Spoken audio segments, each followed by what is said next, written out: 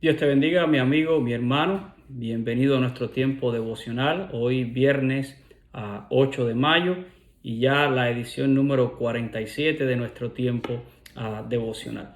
Y como les había prometido, pues hoy vamos a estar hablando acerca de los prejuicios. Pero quiero saludarte a todas las personas que se van ya conectando a las redes.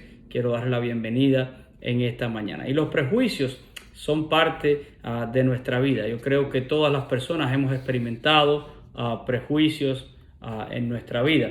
Es una palabra que nos llega a nosotros desde el latín.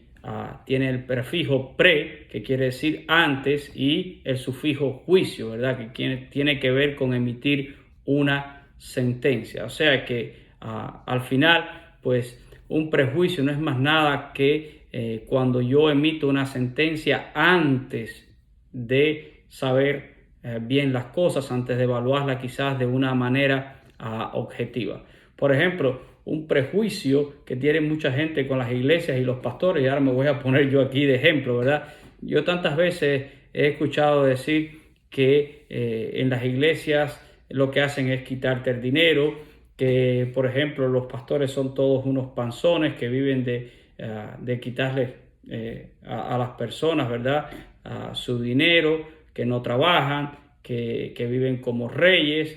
Y eso hace que a veces se ponga a la iglesia, a los pastores en cierto estereotipo, ¿verdad? Entonces las personas pues tienen un prejuicio, están haciendo un análisis anticipados, a veces sin llegar a conocer, sin llegar a saber. Y eso a veces nos predispone en ciertas situaciones. Y igual sucede en el caso de la fe. Ahora, ¿cómo es que se forma un prejuicio, verdad? Pues el prejuicio normalmente es una actitud aprendida en base a nuestra cultura, donde nacemos, a las experiencias que las personas han tenido a lo largo del tiempo, a lo largo de la vida y muchas veces hasta durante el tiempo de la infancia. Un niño pequeño aprende en su cultura, ¿verdad? Aprende primero en su familia, luego en su sociedad, aprende del mundo antes de conocer muchas veces los eventos por sí mismo, antes de experimentarlos por sí mismo.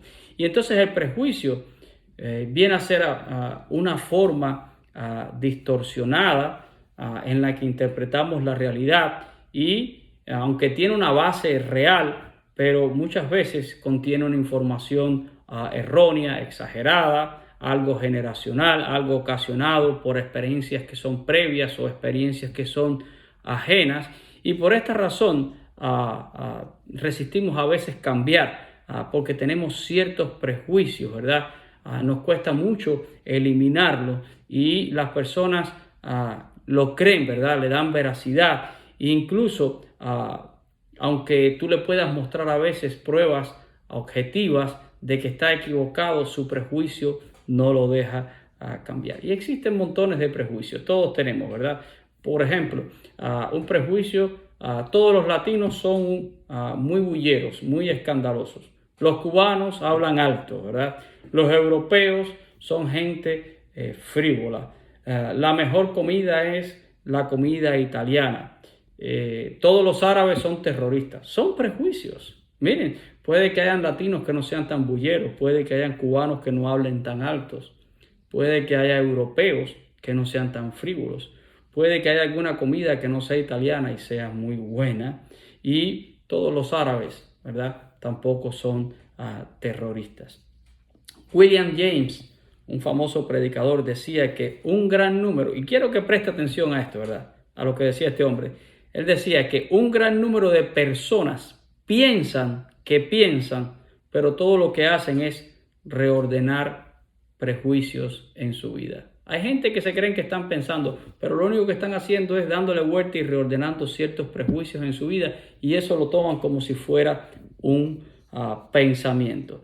Pensar sobre un asunto significa, ¿verdad?, liberarme de todo prejuicio y poder ver las cosas con objetividad. Y en el caso del cristiano, ¿verdad?, poder ver las cosas a la luz de la palabra de Dios. Y hoy quiero compartir con ustedes la historia de Naamán. Naamán es un hombre que tenía ciertos prejuicios y Dios estaba tratando con su vida. Dios obró de una manera muy especial, pero Naamán tuvo que luchar con estos prejuicios. Quisiera leer su historia en el segundo libro de Reyes, en el capítulo 5, los versículos del 1 al 15. Segundo libro de Reyes, capítulo 5, versos del 1 al 15. Y dice así la escritura: Naamán, el general del ejército del rey de Siria, era varón grande delante de su señor, y lo tenía en alta estima, porque por medio de él había dado Jehová salvación a Siria. Era este hombre valeroso en extremo, pero leproso. Y de Siria habían salido bandas armadas y habían llevado cautivos de la tierra de Israel a una muchacha, la cual servía a la mujer de Naamán. Esta dijo a su señora: si rogase mi señor al profeta que está en Samaria, él lo sanaría de su lepra. Entrando Naamán a su señor, le relató diciendo: así y así ha dicho una muchacha que es de la tierra de Israel. Y le dijo el rey de Siria: anda, ve, y yo enviaré cartas al rey de Israel. Salió pues él llevando consigo 10 talentos de plata y 6,000 piezas de oro y 10 mudas de vestido. Tomó también cartas para el rey de Israel que decían así: cuando llegue a ti esta carta, sabe por ella que yo envío a ti a mi siervo Naamán para que lo sanes de su lepra. Luego que el rey de Israel leyó las cartas, rasgó sus vestidos y dijo: ¿soy yo Dios que mate y dé vida para que éste envíe a mí a que sane un hombre de su lepra? Considerad ahora y ved cómo busca ocasión contra mí. Cuando Eliseo, el varón de Dios, oyó que el rey de Israel había rasgado sus vestidos, envió a decir al rey: ¿por qué has rasgado tus vestidos? Venga ahora a mí y sabrá que hay profeta en Israel. Y vino Naamán con sus caballos y con sus carros, y se paró a la puerta de la casa de Eliseo. Entonces Eliseo le envió un mensajero diciendo: ve y lávate 7 veces en el Jordán, y tu carne se te restaurará y serás limpio. Y Naamán se fue enojado diciendo: he aquí, yo decía para mí: saldrá él luego, y estando en pie invocará el nombre de Jehová su Dios, y alzará su mano, y tocará el lugar, y sanará la lepra. Habana y Fafar, ríos de Damasco, ¿no son mejores que todas las aguas de Israel? Si me lavare en ellos, ¿no seré también limpio? Y se volvió y se fue enojado. Mas sus criados se le acercaron y le hablaron diciendo: Padre mío, si el profeta te mandare alguna gran cosa, ¿no la harías? Cuánto más diciéndote: lávate y serás limpio. Él entonces descendió y se zambulló 7 veces en el Jordán conforme a la palabra del varón de Dios, y su carne se volvió como la carne de un niño y quedó limpio. Y volvió al varón de Dios, él y toda su compañía, y se puso delante de él y dijo: he aquí, ahora conozco que no hay Dios en toda la tierra sino en Israel. Te ruego que recibas algún presente de tu siervo, ¿verdad? Voy a dejarlo hasta ahí porque la historia continúa, pero aquí está básicamente lo que yo quiero compartir con usted en esta mañana. Y quiero que consideremos en primer lugar quién era este Naamán, ¿verdad? Toda la información que nos da la escritura de él. Este hombre era un hombre sirio, por tanto era un gentil en cuanto al conocimiento de Dios. Y la escritura nos dice que él era un varón grande delante de su señor, el rey de Siria, y que el rey de Siria lo tenía en alta estima, ya que Dios, y miren a Dios en la escena, ¿verdad? Ya que Dios le había usado a él para traer salvación y grandes victorias a Siria, ¿verdad? Así que podríamos imaginarnos el entorno y un poco el mundo de Naamán, ¿verdad? Un hombre de guerra, un hombre valiente, pero al mismo tiempo acostumbrado a las altas esferas, al poder, ¿verdad? Con seguridad, este hombre era un hombre rico, pudiente, ¿verdad? Acostumbrado a tener muchos siervos, esclavos, criados, ¿verdad? Naamán era uno que estaba acostumbrado siempre a la zona VIP en todo momento y debería de haber sido todo un personaje en Siria, en su entorno, con seguridad, conocido por todos, respetados por todos. Pero nada a veces es perfecto en la vida, ¿verdad? Y este hombre tenía un gran problema. Este hombre tenía una situación triste en su vida. Dice que era leproso, ¿verdad? Y esta enfermedad con toda seguridad también limitaba entonces la vida de Naamán, limitaba que Naamán pudiera disfrutar de toda quizás esa riqueza, de toda su fama, de toda su gloria, de todas sus comodidades, porque esta enfermedad en sí encierra un gran sufrimiento físico por las llagas, pero además de eso existe el estigma, ¿verdad? Todos sabemos que la lepra era contagiosa y socialmente la persona que padecía una lepra era segregado, era separado. Así que este hombre, aunque lo tenía todo, tenía que vivir en cierto aislamiento. Y aquí está la paradoja, ¿verdad? Un hombre que lo tenía todo y probablemente no podía disfrutar de nada. Ese me imagino que era el mundo de Naamán. ¿Y cuál sería entonces el deseo más ardiente del corazón de este hombre? Pues la respuesta yo creo que es obvia. Naamán daría cualquier cosa por ser sanado de su lepra. Sin embargo, yo quiero que usted note en esta historia cómo es que Dios viene trabajando para que este hombre, en primer lugar, por la mano de él, Dios había concedido victorias a Siria, ¿verdad? Y Dios está interesado en este hombre. No sabemos por qué, así es la soberanía de Dios, pero Dios viene trabajando. Miren, probablemente Naamán tendría el acceso a los mejores médicos en su época, ¿verdad? A los mejores médicos allí en Siria, pero eso no había logrado resolver su problema. Él hubiera pagado cualquier médico, él hubiera podido pagar cualquier tratamiento. Un hombre de su categoría y de su rango, ¿verdad? No era tratado por cualquier persona. Sin embargo, él no había podido solucionar el problema que tenía con la lepra. Y Dios muchas veces, ¿verdad?, trae la bendición a nuestras vidas por las manos que nosotros menos nos imaginamos, por las manos más humildes. Y ahora aquí valga la redundancia, y hay que ser muy humilde para poder reconocer ese momento y para poder reconocer esa oportunidad. Y habrá que muchas veces luchar entonces con nuestros prejuicios. Aquí es donde entra la palabra, ¿verdad? Y el problema de los prejuicios en la vida de Naamán. Miren lo que dice el versículo número 2. Nos dice allí, ¿verdad?, que había una joven sierva que era de origen hebreo, que bandas armadas habían salido de Siria y la habían llevado cautiva. Y esta mujer, algunos dirían por casualidad, pero no existe casualidad, ¿verdad?, servía a la mujer de Naamán. Y ella se atreve, ¿verdad?, a decirle a su señora que si rogase mi señor al profeta que está en Samaria, él lo sanaría de su lepra, ¿verdad? Y yo le ruego por un momento que usted se ponga ahora en los zapatos de Naamán y trate de pensar como si usted fuera él. Le pregunto, ¿cuánto crédito usted le daría a lo que dice un siervo, un esclavo? En primer lugar, entienda que en aquella época los esclavos no tenían ni tan siquiera la oportunidad de opinar. Un siervo no opinaba en los asuntos de su señor para nada. Esta muchacha tuvo de alguna manera la valentía de hablar y de decir, si mi señor le rogase, ¿verdad?, al profeta que está en Samaria, él lo sanaría. Ahora, el punto está, ¿cuánto crédito le va a dar Naamán a la palabra de una joven, y una joven que es además una sierva? Ella le dice que este profeta está en Samaria, específicamente estaba en Gilgal, ¿verdad?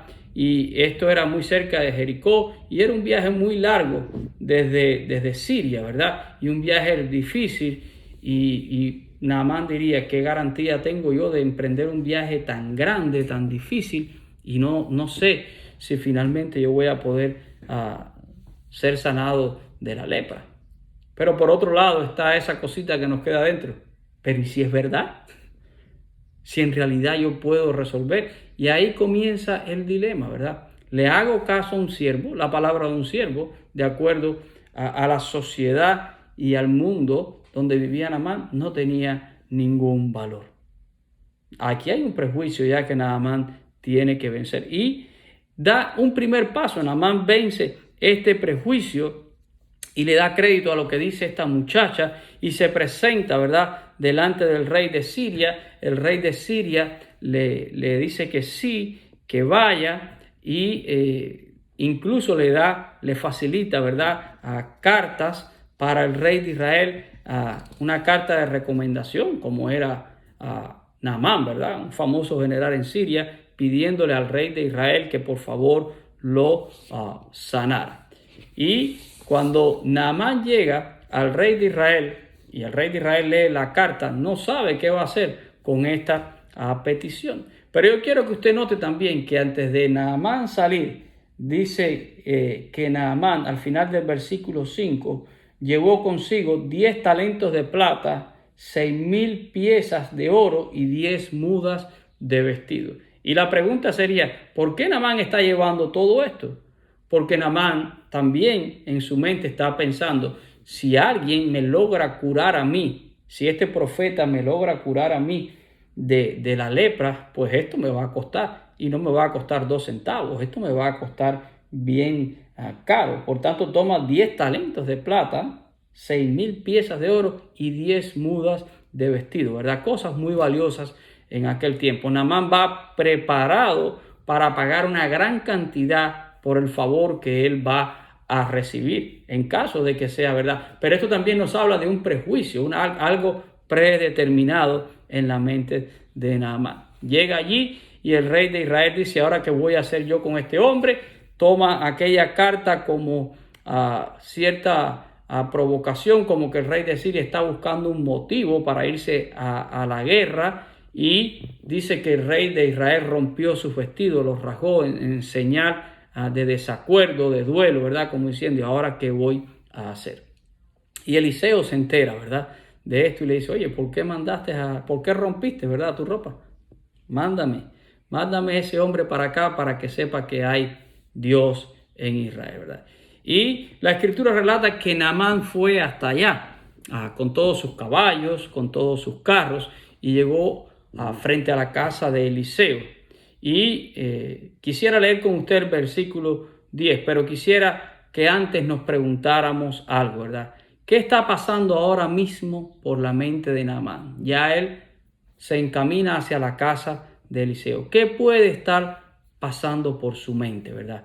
Ya él había sido recibido por el rey de Israel y les puedo asegurar que fue muy bien tratado conforme a su rango, ¿verdad? Como un general importante de Siria, que traía las más altas recomendaciones, porque traía la recomendación del rey de Siria, alguien que el rey de Israel, dice la escritura, no quería complicarse con él, ¿verdad? No quería tener ningún tipo de problema. Por tanto, me imagino que el rey de Israel trató a Naamán muy, pero que muy bien, como estaba acostumbrado Naamán, un invitado VIP, ¿verdad? Y ahora Naamán va para casa de Eliseo. ¿Qué puede estar pasando en la mente de Naamán? Bueno, ¿cómo me va a recibir a este hombre, verdad? Probablemente Naamán decía en su mente, y digo yo probablemente porque la escritura no lo dice, ¿verdad? Pero él piensa, Eliseo va a estar esperando porque yo voy para allá, ya tienen que haberle avisado, ¿verdad? Yo soy un visitante importante, honorífico, probablemente ya instalaron la alfombra roja para que yo pueda llegar a VIP ahí a casa de Eliseo, y él me va a recibir con todos los honores y con todo lo que mi rango requiere, ¿verdad? Pero miren lo que dice el versículo 10, cómo lo recibió. Quizás voy a leer el 9, dice, y vino Naamán con sus caballos y sus carros y se paró a la puerta de la casa de Eliseo. Y Eliseo no estaba afuera. Naamán llegó hasta el frente de la casa de Eliseo y ni había alfombra, ni había nadie esperándolo, ni había ninguna comitiva de recibimiento, no había nada, ¿verdad? Y dice el verso 10, entonces Eliseo le envió un mensajero diciendo, ve y lávate 7 veces en el Jordán y tu carne se restaurará y serás limpio, ¿verdad? Miren esto, el profeta ni tan siquiera se digna a salir a recibir a Naamán. Y lo que le envía a Naamán es un siervo con un recado. ¿Cómo ustedes creen que Naamán interpretó esto? De acuerdo a su manera de pensar. Y aquí viene otra vez el prejuicio. Él debería estar esperándome. Él debería de haberme recibido con todos los honores, con todo el rango. Y sin embargo, lo que me ha mandado es un siervo con un recadito. Báñate 7 veces en el Jordán y tu carne será limpia. ¿Cómo puede interpretar esto Naamán? lo interpreta como una ofensa, ¿verdad? Como una ofensa. Y esto es interesante.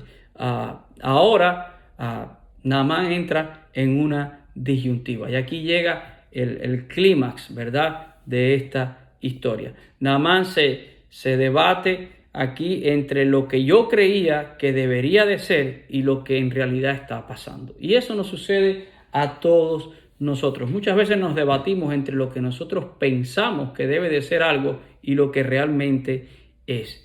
Yo creía lo que esto tendría que ser, ¿verdad? Y eso habla de mis prejuicios, pero la realidad es otra. Y usted tendrá que escoger entre lo que usted cree que debería de ser y lo que realmente es. ¿Qué es lo que usted va a escoger? Y aquí es donde el prejuicio a veces se convierte en un estorbo. Miren, la elección inicial de Naamán fue escoger por su prejuicio. Él estaba molesto, él estaba enojado. Miren los versículos 11 y 12. Dice, y Naamán se fue enojado, diciendo, he aquí, yo decía para mí, saldrá él luego y estando en pie invocará el nombre de Jehová su Dios y alzará su mano y tocará el lugar y sanará la lepra. Habana y Farfar, ríos de Damasco, ¿no son mejores que todas las aguas de Israel? Si me lavaren ellos, ¿no seré también limpio? Y se volvió y se fue enojado. Yo tengo un eslogan en mi vida que dice que el que se enoja pierde, ¿verdad? Miren, lo primero es que Naamán decide regresar. ¿Para qué hiciste entonces este viaje tan largo? Un viaje tan difícil, ¿verdad? Ahora decide regresar cuando está a punto de conseguir su objetivo para el cual ha viajado millas. Peligroso el viaje. Ya estás ahí y estás a punto de lograrlo y lo pierde porque decide regresarse, ¿verdad? Y no solo se regresa, sino que adopta una actitud incorrecta, porque la Biblia nos dice con claridad que se regresó enojado. La expresión, he aquí, yo decía para mí, y lo dice ahí el texto, ¿verdad? Es una frase muy reveladora en esta historia, porque cuando dice, yo decía para mí, está hablando de sus prejuicios. Es lo que él pensaba, es la idea preconcebida de cómo era que tenían que ser las cosas. Dice Naamán, yo estaba pensando, él va a salir, en primera me va a recibir, estando en pie va a invocar el nombre de su Dios, ¿verdad? Jehová su Dios. Luego va a alzar su mano y va a tocar el lugar de mi lepra y entonces la sanará. Naamán tenía ideas preconcebidas de cómo era que Eliseo tenía que hacer las cosas y cómo Dios tenía que curarlo a él. Y muchas veces nosotros nos enfrentamos a eso mismo. Nosotros tenemos ideas preconcebidas de cómo Dios tiene que hacer las cosas en nuestra vida. Y más bien esos prejuicios a veces obedecen hasta nuestros propios deseos. Y se nos olvida que Dios es soberano y Él hace las cosas como Él quiere, a la hora que Él quiera, de la manera que Él quiera. Y muchas veces perdemos, ¿verdad? Perdemos nuestra oportunidad porque los prejuicios vienen a ser entonces un estorbo. Habana y Farfar, río de Damasco en Siria, ¿verdad? ¿No son mejores que todas las aguas del Jordán? A veces pensamos que tenemos entonces una mejor alternativa, ¿verdad? Naamán dijo, si yo me lavo en ellos, no voy a estar más limpio. Y dice que se regresa enojado, ¿verdad? Una mala actitud movida por los prejuicios. Y ahora, en el versículo 13, ¿verdad? Que también para mí es un versículo muy importante en esta historia, ¿verdad? Porque llega el momento, el punto de reflexión, el punto donde tengo que rendir mis prejuicios y ver las cosas con objetividad. Y nuevamente es por medio de un criado. Miren, hasta aquí Dios ha usado 2 siervos para tratar con un hombre importante. Cualquiera diría que para tratar con Naamán Dios debería haber usado un personaje muy importante, ¿verdad? Pero miren, usó una muchacha joven que era cautiva y sierva allá en Siria para que Naamán se enterara. El mensaje del profeta le llega a través del siervo de Eliseo. Oye, dice Eliseo que vayas al Jordán y te sumerjas 7 veces. El hombre se enoja, se pone bravo, dice, me regreso. Y ahora son sus propios siervos. Y esta es la tercera vez que Dios trata por medio de siervos con este hombre importante, ¿verdad? Son sus siervos los que traen a Naamán a una reflexión, ¿verdad? Sus criados se le acercan y con cariño y con respeto, ¿verdad? Que estaban viendo la frustración de su señor. Fueron valientes porque igualmente los siervos no tenían mucha oportunidad de opinar, pero ven a su señor enojado y el siervo le dice, Padre mío. Y esto habla de respeto y de cariño por Naamán, ¿verdad? Es esa expresión de comprensión y lo lleva a una reflexión. Lo lleva a una reflexión, le dice, si el profeta te mandare a alguna gran cosa, tú no lo harías. ¿Cuánto más si nada más te está diciendo, lávate y serás limpio? Si Eliseo le hubiera mandado a decir a Naamán, mira, págame 5 talentos de plata y dame 5 mudas de vestidas por el favor que te estoy haciendo, quizás Naamán hubiera dicho, listo, yo vine preparado para eso, yo traigo ahí mucho más que eso y puedo pagar esa cantidad o esa demanda sin ningún problema, ¿verdad? Yo sabía que esto me iba a costar. Para Naamán hubiera sido algo lógico si Eliseo le hubiera pedido algo a cambio. Pero todo lo que le dijo fue, zambúllete, ¿verdad? 7 veces en el Jordán para que tu carne sea limpia. Y Naamán habrá dicho, por favor, no me tomen el pelo así, de esta manera, ¿verdad? Mire, ¿dónde va la gente en nuestros días? La gente va a ver al brujero, al adivino, al que lee las cartas, al santero, ¿verdad? Porque todas estas personas dicen, mira, me hace falta que me traigas 2 pollos, 3 vacas, 2 velas, 2 palomas, una rama de un árbol. Además, esto te va a costar tanto y tanto. Y la gente dice, bueno, ok, eso me parece lógico, ¿verdad? Me parece sensato que yo tenga que hacer algo y que yo tenga que pagar algo por el favor que estoy pidiéndole a esta deidad que traiga sobre mi vida. Pero dígale a alguien que confíe en el Señor Jesucristo, que solo basta creer en Cristo Jesús para ser salvo, que la salvación es algo gratuito y la gente dice, nah, esto es embuste, ¿verdad? No, a mí me gusta pagar por lo que yo estoy haciendo. Además, yo necesito necesito algo que sea tangible. Yo voy allí y por lo menos me dan con una rama, me dan 2 o 3 golpes, ¿verdad? Y me hacen la limpia o me hacen el esto. Yo siento que algo pasó, pero eso que tú estás diciendo nada más de yo creer y orar, eso no me parece algo sensato. Tenemos prejuicios de cómo Dios debe de hacer las cosas.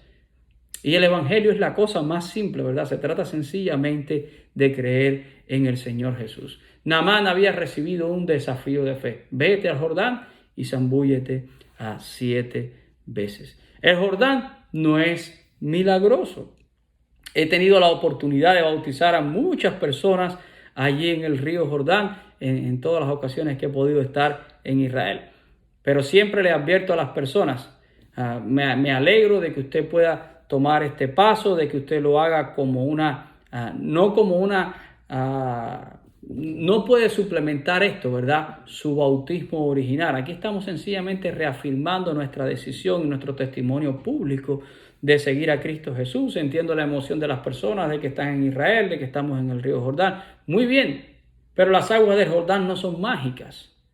No lo son, ¿verdad? Y nadie piense que porque se bautizó en el Jordán, ese bautismo vale mucho más que el bautismo que usted hizo en el bautisterio de su iglesia o en el río allí de su pueblecito, donde quiera, ¿verdad? No. El agua del Jordán no es milagrosa, ¿verdad? Milagroso es el Señor. Y Dios estaba tratando con este hombre, ¿verdad?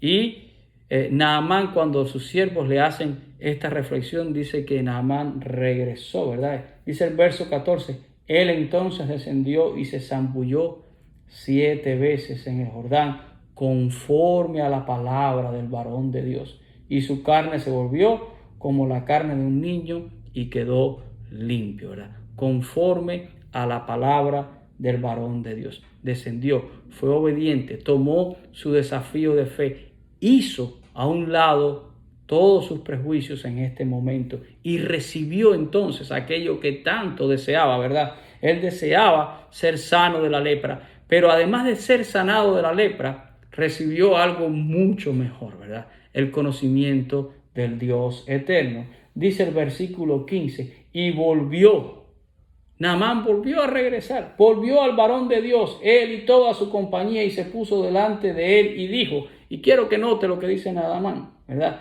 He aquí ahora conozco que no hay Dios en toda la tierra, sino en Israel. ¿Saben? Eso se llama salvación.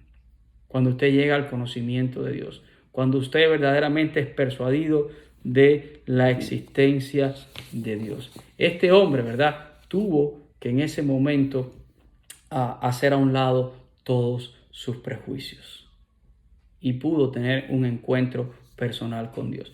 Miren, estamos en un mundo donde la gente tiene muchos prejuicios acerca de Dios, acerca de la iglesia, acerca de los pastores, ¿verdad? Las iglesias, eso, ahí te quitan el dinero. Los pastores son unos vagos y unos panzones. La iglesia, el evangelio, eso de la fe y de Dios, eso es religión, eso es fanatismo, ahí te vuelven tonto y todas esas cosas, ¿verdad? Tenemos ideas preconcebidas, ideas que hemos aprendido a veces de otras personas, están en nuestra cultura, han estado en nuestra familia, pero créeme que cuando Dios te está buscando y cuando Dios quiere llegar a tu vida, vas a tener que luchar con muchos prejuicios, con muchas cosas que estaban en tu vida antes de Dios. Y esos prejuicios se van a convertir en una barrera y tendrás que derribarlos para llegar al verdadero conocimiento de Dios. Por eso el apóstol Pablo dice, si alguna persona está en Cristo, nueva criatura es, y las cosas viejas pasan y todas son hechas nuevas, porque empezamos. En primer lugar hemos dejado una vida vieja y ahora tenemos una nueva vida en Cristo, pero usted va a dejar de ver las cosas como antes las veía y empezará a verlas a través de los ojos de Dios, empezará a verlas a través de los lentes de Dios. El prejuicio hace que muchas personas tropiecen y no lleguen al conocimiento del Dios verdadero. Así que, mi querido hermano, te desafío en esta mañana a que puedas identificar los prejuicios que pueden haber en tu vida y aquellos que se están convirtiendo en un estorbo para que tú conozcas a Dios o para que tú puedas crecer en tu relación con Dios. Si tú estás en Cristo, estás llamado a crecer y aprenderás a ver las cosas como Dios las ve. Y eso incluye luchar con todos tus prejuicios. Vamos a orar en esta mañana. Padre, yo te doy gracias, Señor, por esta palabra que hemos podido compartir. Y gracias porque tú te revelas a nuestra vida, Señor. Y sabemos que cuando ese momento llega, tendremos que luchar con muchas cosas que han estado por tantos años en nuestra vida, las cosas que aprendimos desde pequeño en nuestro hogar, en nuestra familia, lo que me enseñó mi mamá, lo que me enseñó mi abuela, lo que dicta la tradición, lo que siempre he creído, y ahora todo eso que yo he creído me doy cuenta que no es así y entramos en este tipo de dilema. Permite que los prejuicios no se conviertan en un estorbo en nuestras vidas, que aprendamos a ver las cosas como tú las ves a través de tu palabra, que podamos evaluar, que podamos ser críticos, Señor, teniendo la Escritura como algo firme en cada uno de nosotros. Obra tu salvación como obraste en la vida de Naamán. Este hombre, aunque tenía prejuicios, nos inspira porque los logró vencer. No dejó que esos prejuicios se interpusieran entre tú y él, Señor. Ayúdanos también a nosotros en nuestra relación contigo. Que aprendamos a mirar las cosas, Señor, como tú realmente quieres que las miramos. Señor, también ruego en esta hora nuevamente por los necesitados, por los enfermos. Seguimos orando para que tú, Señor, sigas restaurando vidas, para que tú, Señor, sigas obrando salvación, para que tú, Señor, traigas bendición al enfermo, tú traigas salud, Señor, a ellos, que tú traigas confort, Señor, al que está dolido, a la persona que hoy está sufriendo, que tú traigas nueva fuerza, Señor, a aquellos que están debilitados. Ánimo para tu iglesia, Señor, fuerza para seguir adelante, fe para continuar en el camino, Señor, que podamos quitar todo prejuicio, toda cosa que pueda estorbar nuestra relación contigo. Queremos buscarte, Jesús, y queremos abrazar tu cruz. Queremos que la fe sea lo que guíe nuestros pasos en este día. Manifiéstate, Señor, de manera poderosa sobre todos nosotros y sobre toda necesidad en este día, Señor. Que tu gloria pueda brillar, que el conocimiento de Cristo Jesús pueda llegar a los corazones, que tu palabra no vuelva a ti vacía, Señor. Nos acogemos siempre a tu amor, a tu gracia y a tu misericordia. Dispensa, Señor, hoy tu favor del cielo para cada uno de nosotros. Y lo pedimos en el precioso nombre de Cristo Jesús. Amén y amén. Que Dios me les bendiga, mis queridos hermanos, a todos.